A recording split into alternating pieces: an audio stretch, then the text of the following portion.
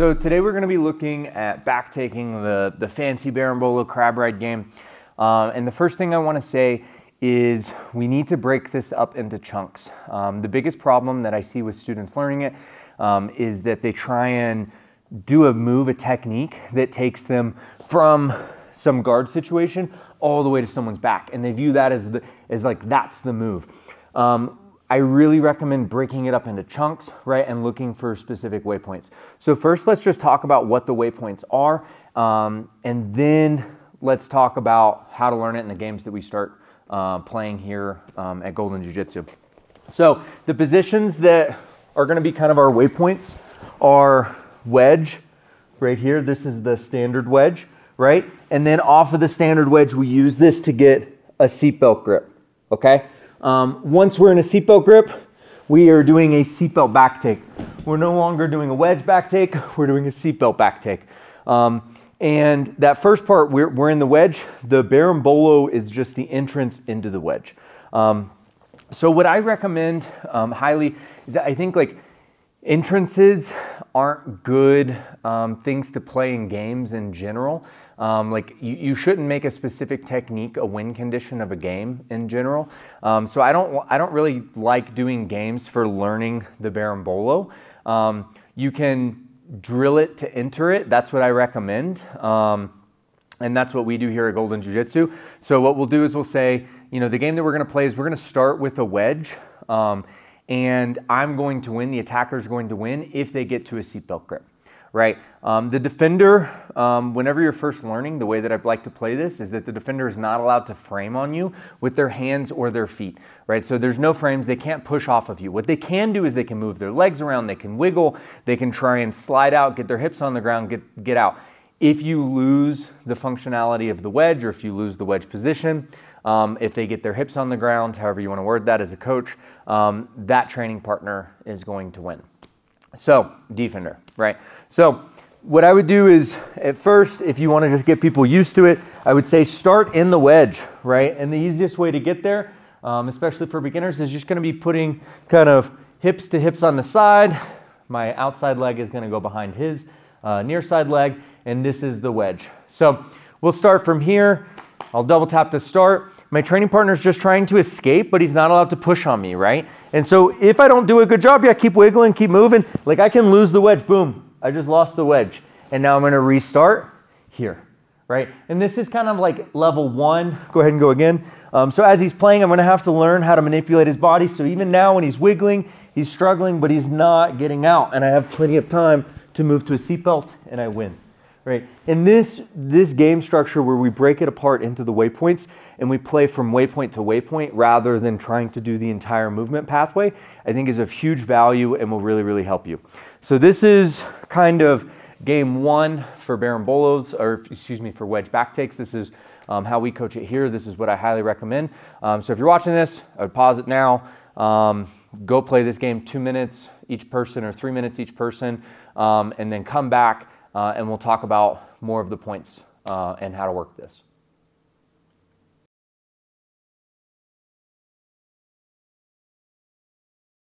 Kind of the next step for learning the wedge, it depends on what you want to work on. What I would highly recommend is working on an entrance into the wedge position every time. So I would tell students, instead of doing this little side-by-side butt shimmy, right, and then moving here, right, and getting here, instead of doing it this way, I would say do a specific entrance, do a real entrance, drill an entrance into the position before we get started with the game. Now, you can play wedge entrances from top. These are generally going to be easier for most people, right? Any wedge entrance from top where we're playing here.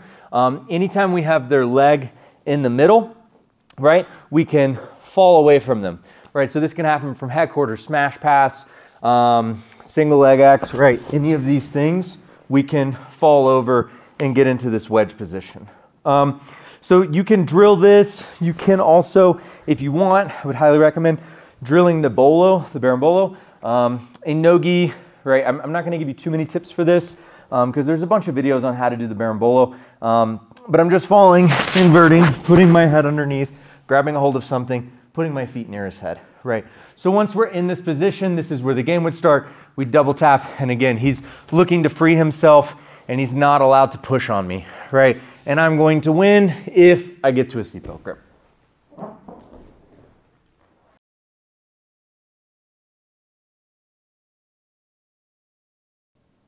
Okay, so beginners really misunderstand the wedge, and they don't get what it's for.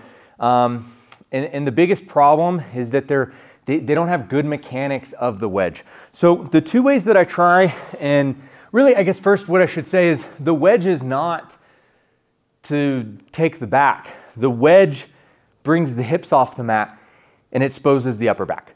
That is the point of the wedge. Get the hips off the mat, expose the upper back. In order to do that, I kind of have two different mechanics. Those two different mechanics are bringing Noah's knees to his head. See how when I bring his knees to his head, his hips come off the mat. Or I can create a fulcrum and put his hip out over this, right? So if I use his leg as a lever, see how my knee's kind of a fulcrum here? See how as I use this as a lever, bringing this out, his hips come up? If I don't have a fulcrum, and this is the #1 problem I see with students, if I don't have a fulcrum here, I'm not wedging the hip. I want you to think wedge means wedging the hip. I need to wedge this hip. I need something on this hip. If I just put his knee on the mat, his hips can stay on the mat, right? If I don't have this fulcrum, if I don't have something, I'm like lifting his leg over, boom, his hips aren't gonna come off the mat.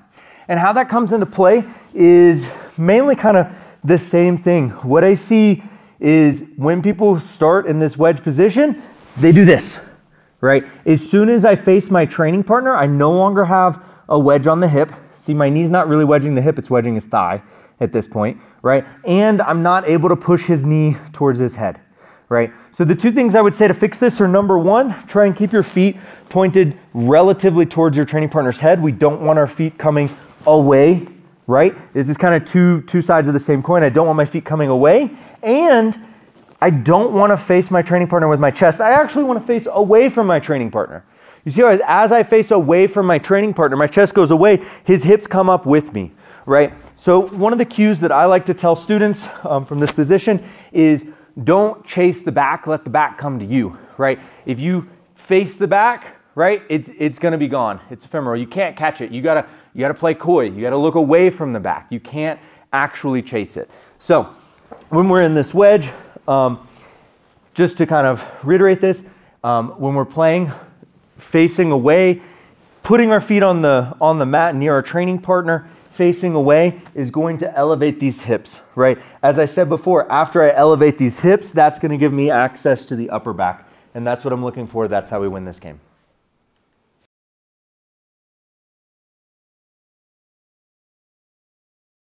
So there's another kind of mechanic. There is a slight mechanic. I said earlier, that we can create this wedge and we can pop his hips over it. That is true. There's kind of one last one. We can just pull his leg out, right? Obviously with my arm, I'm not strong enough to really lift his hips off the mat, but sometimes with my legs, I am. So what I can do is by chopping here, I'm pinching his leg between my legs, right? Sometimes I can move my leg. See how as I move my leg over, I'm physically dragging it. I'm not just pushing it down, I'm dragging his leg away from his body, almost like I'm trying to pull his whole leg out of his hip socket, right? And this helps me really pop his hips over. So that's kind of the last main mechanic for the wedge. For the standard wedge, we have feet towards the head, we have feet over, like using his hip as a fulcrum, and lastly, we have pulling his leg out of his hip socket. All of these things serve to do the same, serve the same purpose, and that's getting his hips off the mat and over our hips. Once his hips are off the mat and over our hips, we're now in, we get to a seatbelt, and now we're in a seatbelt back-taking position.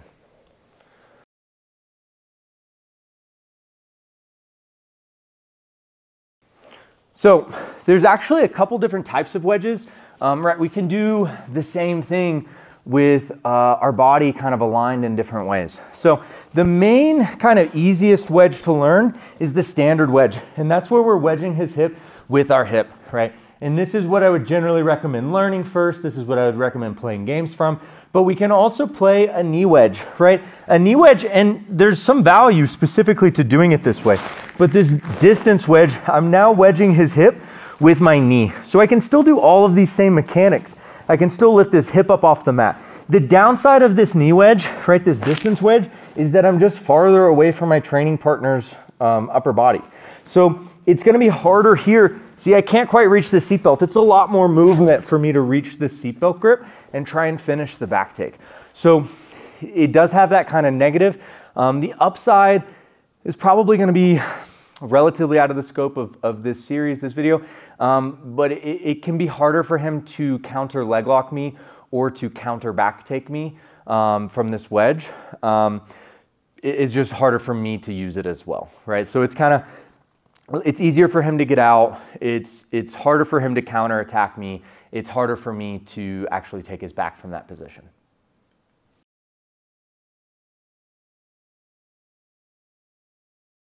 Okay, so at this point, what I would do is I would add in kind of re-attacks to your game. So from now on, as you're playing these games, what I would do is I would say, you know, if you're able to re-enter into the wedge or the crab ride within, you know, X amount of seconds, like 2 seconds, 3 seconds from them getting their hips on the mat, then you're able to continue playing this game, right? Or, you know, you can also make it to where it's just dealer's choice, like attacker, you decide when you're gonna reset. Like, okay, it's too far, I don't have it. The only problem with that is I would say like advanced people are gonna know when they're like, you know, even like a good blue belt's gonna know like, okay, I kind of lost the mechanic here. Whereas often beginners are gonna like continue trying to attack the wedge when they're like here. They'll be like here and they'll have absolutely nothing and they'll be like trying to still attack and take the back. And you might have to like make a rule, or as a coach, you might have to walk around, look around and be like, you don't have it, you need to reset. That being said, we talked about the standard wedge, we talked about the knee wedge, but there's a couple of other positions we can kind of look to get as we're losing this position. So first and foremost, as we're losing this, we can always look to move to the overhook bolo. So this overhook, I'm just gonna overhook his leg. This is incredibly useful. What I can do with this is I can cause internal rotation of this leg. So as you see, as Noah goes to escape, as he defends, watch how his foot externally, this leg externally rotates. This is necessary. If Noah wants to escape, he needs to externally rotate this leg, like here, because he's trying to get this knee all the way to the mat, right? The more he's like this, right, the easier it is for me to get a wedge. So as he's escaping, right, as he's escaping, I can overhook bolo, right? And what this is useful for is causing this internal rotation. I can use this to back step here and then just fall right back into our standard wedge to re-attack, or I can actually just take the back from this, right? I can come up here and then look to take the back in more of a reverse half guard style position, getting that seatbelt grip. It's up to you as a student or as a coach, like what you want to allow, whether or not you want to say anything that gets to the seatbelt grip, that's what I would recommend. Or you can force students if you want, like, hey, we're not attacking from the overhook bolo for this game. We're just looking to attack from the wedge. So if you can use this to get back to the wedge, you can continue to play.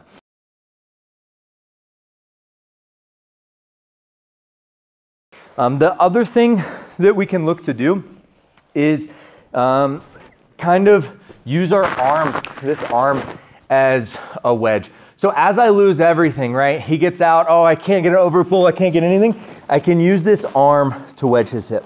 Now, this helps me get to crab ride, right? If I can get this arm, and look how it's not here, it's elbow deep, right? I'm really trying to wedge his hip. And what I can use this for is, look, see how this causes this rotation? As I push up, it causes me to invert slightly. So what we can use this for is getting to crab ride. Now there's a very specific step sequence. I'll show it now, but this is something you might actually want to drill. As he's going, right, and escaping, I'm going to, oh my God, that's a crappy one. I'm gonna slide my outside knee through, step, and then get my near side knee through. Just to show that one more time, because this is really, really common. This is also easier the more I invert, right?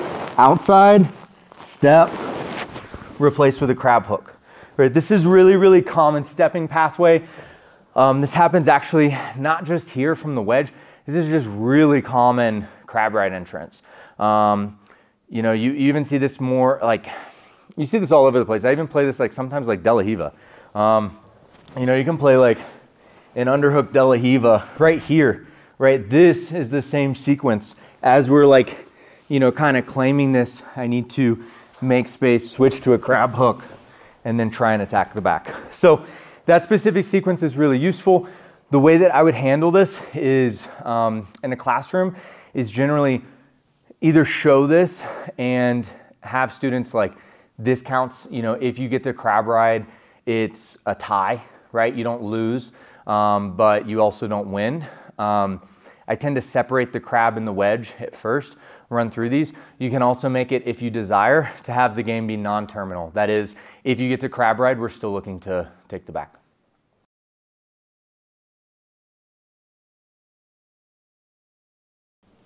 Okay, so now let's switch gears, talk about crab ride just for a second, and we'll go back to the wedge. But in crab ride, the number one skill that you need is being able to switch sides in crab. You need to understand what is a good crab ride, what is a bad, or really what's a good crab hook, what's a bad crab hook, what are we looking for, and be able to switch. I love constraints-led approach. I love ecological games. I think you should drill this. I think when you're learning this, you should start off, if you've never done this before, you should drill switching sides on crab ride for like 10 to 15 minutes. Because if you don't have this as like almost a unconscious movement pathway, if you can't just do this without thinking about it too much, it's going to be, it's going to really reduce your ability to learn from this game, or these games. And it's just gonna, it's gonna make your life so much harder. It's like, just drill it. Just trust me. If you can't do this, drill it until it doesn't feel super clunky, until you can do it semi-steadily. And I'll show you what I mean by that. So on this like crab hook as we're playing here, anytime my crab hook is bad, right? So like right here, my crab hook is now bad, right? We'll talk more about what makes it bad in a second. I need to be switching sides. So this switching sides is the important thing. Just being able to do this and switch and switch and switch. Most of the time with beginners, what I see is this.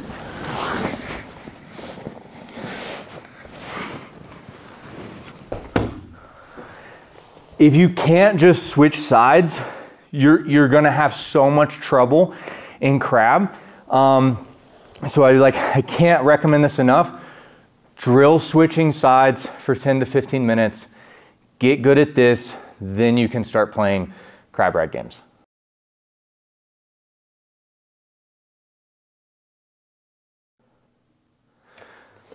So let's talk about the game that we're gonna play, and then how we actually win, like what makes it good.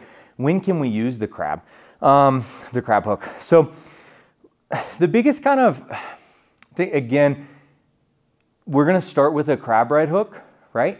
And you're going to win if you manage to get a seatbelt grip. It's the same thing. We're looking for a seatbelt grip again and again and again. We wanna move, essentially the wedge and the crab ride are like mid-stage back-taking positions that control the legs and the hips. We are looking to establish and maintain upper back control. That is our goal. That's our waypoint. I would learn how to take the back from the seatbelt with separate games. We'll talk about that here in a minute. But for these, I would really just say end when you get to a seatbelt grip. Okay, so when we're starting in this crab hook, the big thing that, Kayla, can you come over here to film this for a second? The big thing that makes this crab hook good or not is just as before, whether or not we're wedging this hip. Notice how my elbow is in deep on his hip, and I have my knee deep underneath his leg. You can see my knee over here. This is a decent crab hook, right? When I have a decent crab hook, I can really cause a lot of movement. When my crab hook is shitty, for instance right here, I can't really move his hips in the same way. Even if my elbow's deep, if my knee is not, I really struggle to move his hips in the same way. We need our elbow deep and we need this knee deep. When I have both of these together, I'm able to move him around. So anytime I start losing this, he wiggles, he squirms, boom, my crab hook sucks. What should I do? Switch sides or go to the wedge. We'll talk about that in a minute, but generally switch sides. oftentimes as we switch sides, we're immediately moving into this like actual backtaking kind of sequence. We're trying to accomplish that movement pathway as we switch. It just helps to have a little bit of momentum. But that's the main kind of goal, the main thing here.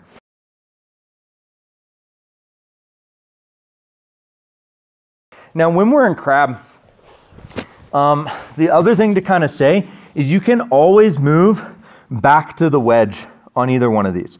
So when we're playing here, I can move here and just slip right into the wedge. The wedge goes into crab, the crab goes into wedge, right? So I can switch back into the wedge. When I'm here, he wiggles a little bit, right? And I'm switching into crab. I rotate sides, I'm in crab, nope, I'm in wedge, right? And we can switch back and forth and play these together, looking for upper body grips, looking for that seatbelt grip so that we win our game. So from this point on, what I would do is like, you can either play the crab alone for a minute, or what I would recommend is kind of tying them both together. In general, I would say that the wedge has more control, it's more stable, and it is easier to take someone's back from the wedge back take compared to a crab ride.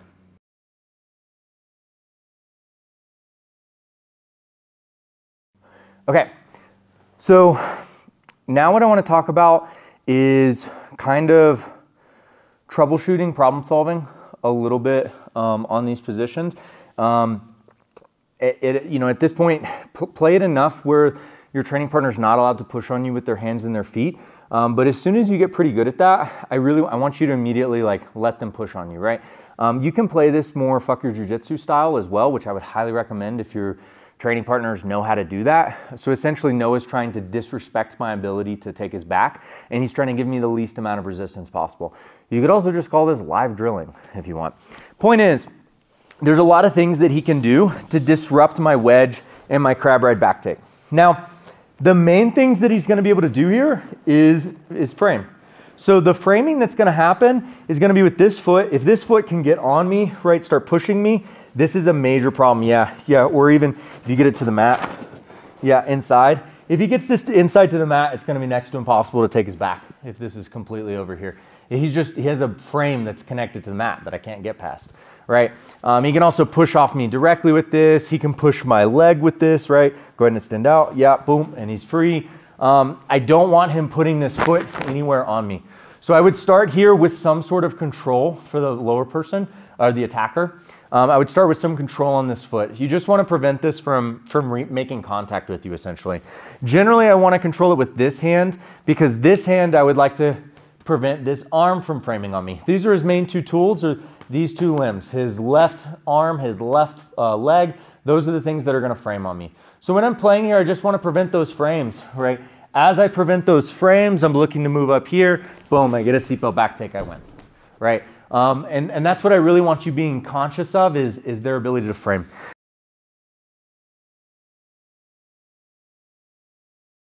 Now, probably like one of the most common ways that people frame is using a shin block. So he can just bring his shin right on my knees, right over here. And this makes it, especially if he gets his knee deep over here. Yeah, once he gets over here with the shin, this is just like very difficult for me to deal with. He almost has a bolo mechanic on me, right? Or no, just a wedge mechanic. You can just extend the, yes, exactly. So, and take my back. So that it counters exactly what I want to do, and it makes my life really difficult. So try not to let this, again, try and keep it far away, because I don't want his shin getting in deep. I don't want his foot getting in deep. I don't want this leg to be able to frame on me in any way, shape, form, or fashion. But this is probably the most common way of defending is this. And he can either use this, like I said, to extend over here to try and take my back, or he can use this to fall over here and just extend like, yeah, and try and push off that way, often with turning your chest towards my chest.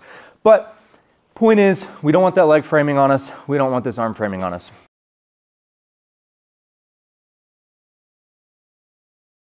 So when we're playing here, right, often I know this is going to be coming towards me, so I do a couple of things. One, this turning away helps. If I turn towards him here, see how I give him a big platform for him to push on, right? And I don't want this. So often turning away helps, and I'm just really looking to get this hand underneath. As I get this hand underneath, I'm able to lift it up and move. Often what I'm gonna look to do is control the shoulder. This is my very first upper body control. Once I have this, I'm pulling him in, and then I'm switching off, boom, I get my seatbelt.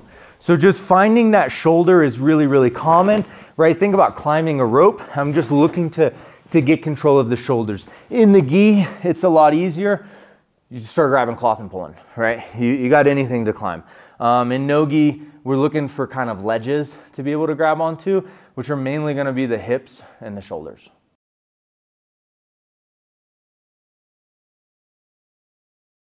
Okay, so let's talk about another position that's not what we want.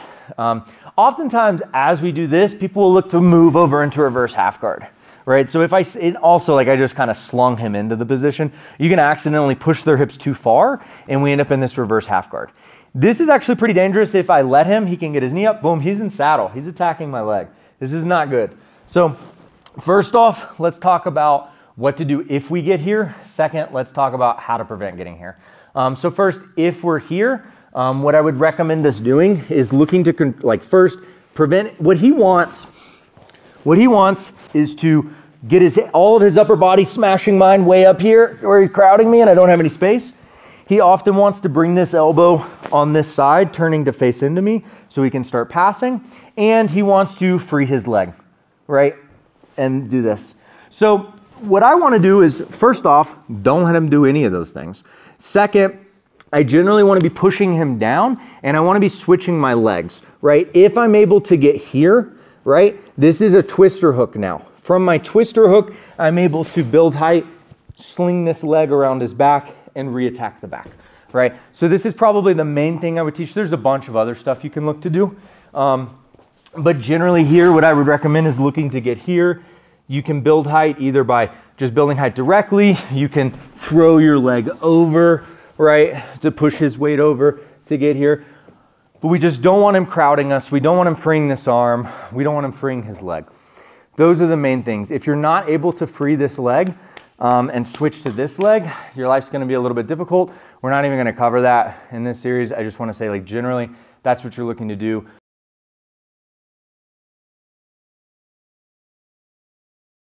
You need to prevent him from attacking this leg. If he does start trying to attack this leg, instead of trying to switch my legs, I'm just gonna block his arm, right? By bringing my knee up to his chest, this just gives me more time, right? It helps prevent him from pulling this leg up, right? If I'm just here doing this, now he tries to pull my leg and he's fighting against my right leg, right? So he can't pull my left leg up because my right leg is just shoving into him, not giving him that space.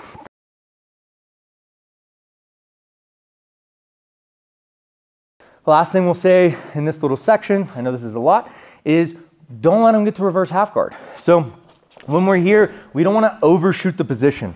In the wedge, what we're looking to do, I grab the hips. Now if he tries to sling his hips over, I have way more time, right? Because I have control of his hips, I'm preventing him from slinging all the way over. I'm not letting that happen. I want his hips to be up. I do not want them to be over here. So I'm going to keep them where I want them. The added benefit is if he does try and move to reverse half guard, as he's moving, it's often easy to get a twister hook. And we'll talk more about that in the next section.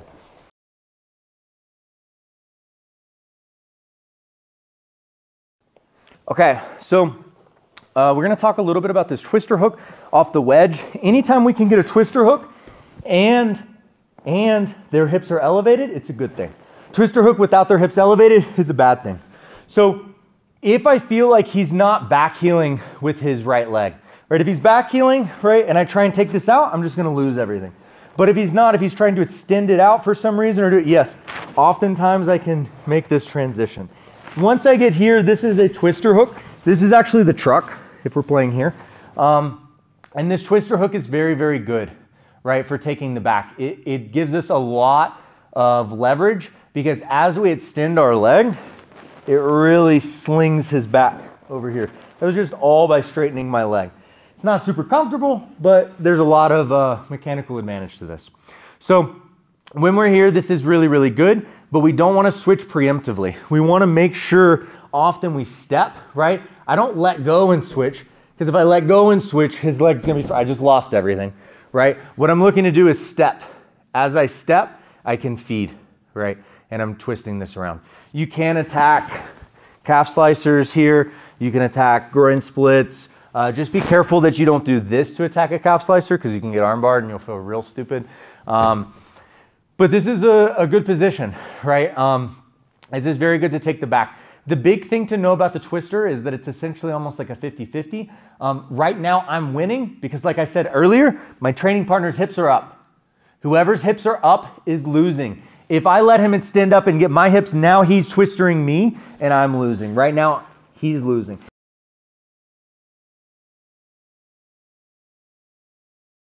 So this is why I really don't like that ninja roll, and I'll actually show you a counter to it. If my training partner goes for this, all I'm looking to do is maintain control as he's going of his hips, or preferably his shoulder. So go back a little bit, right? So like if I can grab his shoulder as he's going, this is fantastic. Now, even if he manages to twister me, I'm coming directly up into that reverse half guard position with his back exposed. So you can, if we do this a little bit faster, just so you can see, right? Because he's losing the twister battle because he's starting with his hips high. So go ahead and go for that, right? And I'm ending up on the back. So you gotta be careful with that roll. In general, I would say, do not go for the twister battle if your hips are higher than your training partner. If your hips are low and they're on the mat and their hips are elevated, good, great, go for it. If your hips are high, don't go for it. It'll end like that with anyone that's like pretty comfortable with these back-taking positions.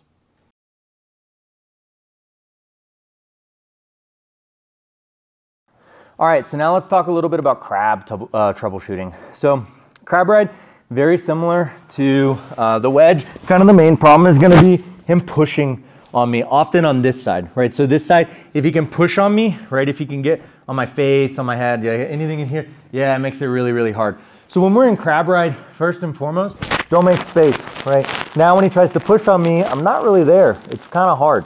The other thing that I would recommend generally is connecting your hands whenever you see the opportunity, because this just reinforces my wedge grip. If he's able to push my hand down his hips, boom, I lose everything. So when we're here, look to get here, look to connect the hands. And lastly, this is a bit of a scramble. You don't have that much time. Like this is not a position you can just like hang out in for 3 minutes, right? You're gonna lose it.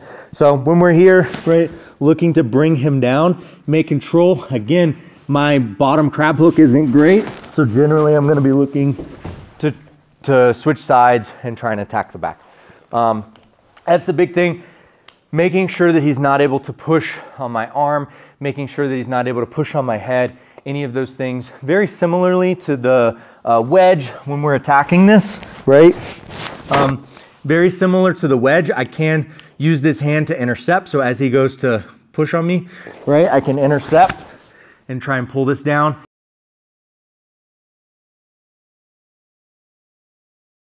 When you're here, you have a couple of different mechanics for this leg. You can try and use this crab hook. That's generally not going to be as good. Most of the time, chopping over this hip is going to be better. So as I get this low enough, I can chop, right? And as I chop on that hip, that brings him down as well. So those are like pretty much the main things from crab. That's like 80% of what you need to know if you want to be decent at this game. If you know all of those things and you're comfortable with them, you will be better than, I would say like 80, 90% of people that try and play this game. Like that's the main points. That's what I would really stick with. And this should take you pretty far.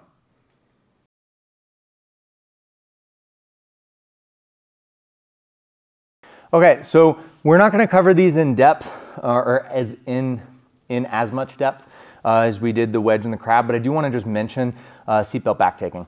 The way that I would play this, in general, the way that I teach this in my gym is I'll start with seatbelt backtaking, right? I'll get students, if we're running a series on backtaking for 2 months, we will start at the end stage. We'll start with the seatbelt backtake. Then we'll move backwards into crab and wedge.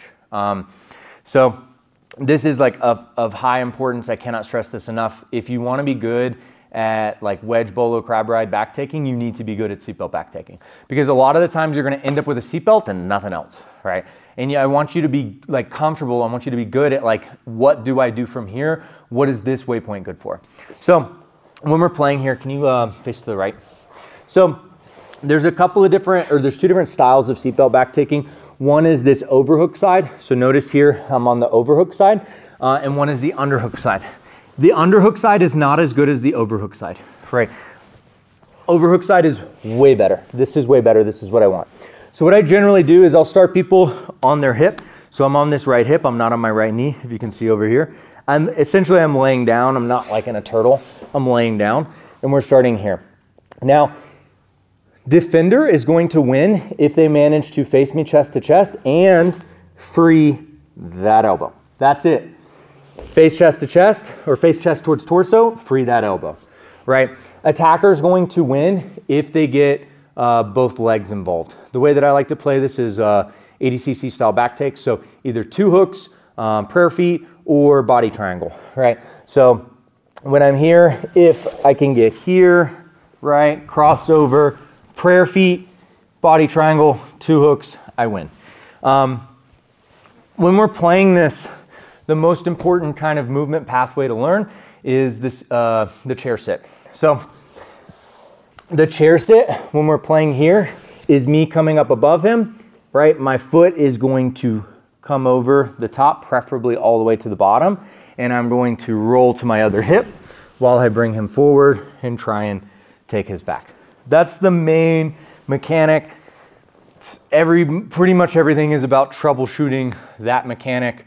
I would say stop here, play a game. We'll talk a tiny bit about troubleshooting and the underhook side.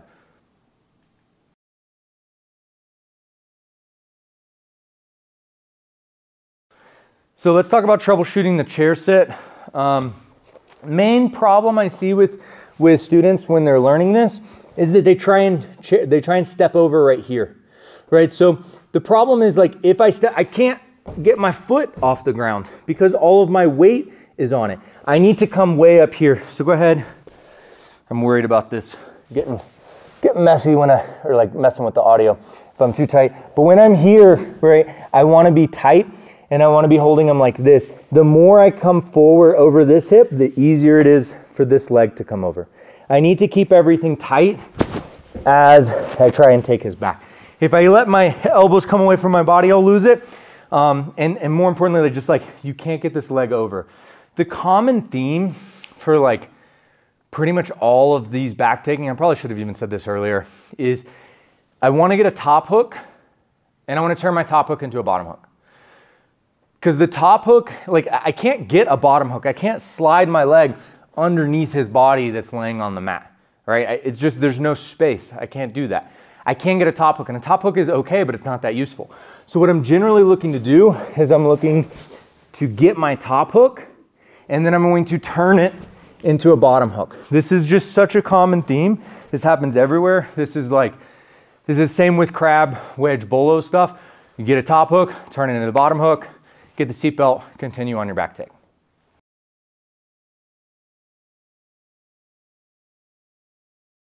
Okay, let's talk about the underhook side seatbelt. This is hard. Go ahead and lay on your other side. So this is pretty hard to take his back. The main reason why is it's really difficult for me to kind of get my bottom hook involved. My top hook is almost easier, right? This is easier to get this top hook in a lot of ways, but it's really hard for me to go from here into getting this bottom hook. The main things I can look to do are essentially similar to the wedge. I can fulcrum his hip over. See how that just lifted his hips off the mat? Boop, gave me enough room. Or I can push into him, right? So as I push into him, I'm able to get my leg up and start pulling it through. That's mainly it. Play a similar game from these positions. If they turn and face you, free their elbow.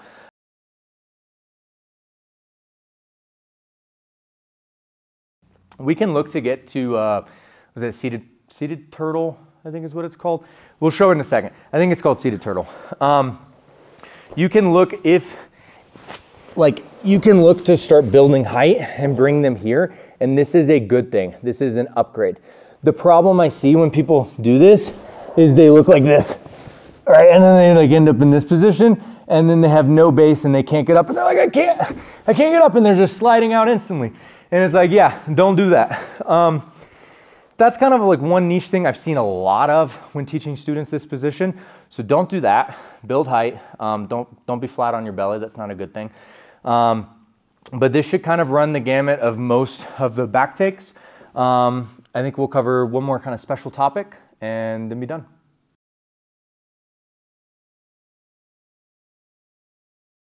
So I want to just mention Crab X.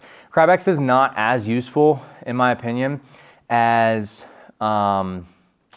it's not as useful compared to in no-gi as it is in the gi. In the gi, it is like very good. No-gi, it's decent. And that's where we have a crab hook, and we're gonna make an X guard from it, right? What this does is this helps us really put like a bend in his leg, which gives us a great platform for this leg, right? The crab hook leg, to be able to generate movement, right? So here it can be hard to like bring him over my head, right? That's gonna be a difficult movement. But here, when I have this and I get like here, now I have enough grip that I can pull him all the way down. Like I said, this works much better in the gi, because in the gi, I just start grabbing cloth and I put it on my hips. Grab some cloth, put your hands on your hips, and you'll take the back. In no-gi, this is still useful. I predominantly use this when I have like my head underneath someone's butt, right? So like here, right, I'm playing a crab ride. I'm not doing something like that, because my head's on the outside. I have good crab mechanics. However, if I end up like here, this is a position where I'd be more likely to look for this crab X and try and play this style of back take, where again, I'm just taking his hips. I'm gonna often, it's stand up, right? It's stand up. See how I'm lifting his hips off the mat? And then I'm just bringing him forward.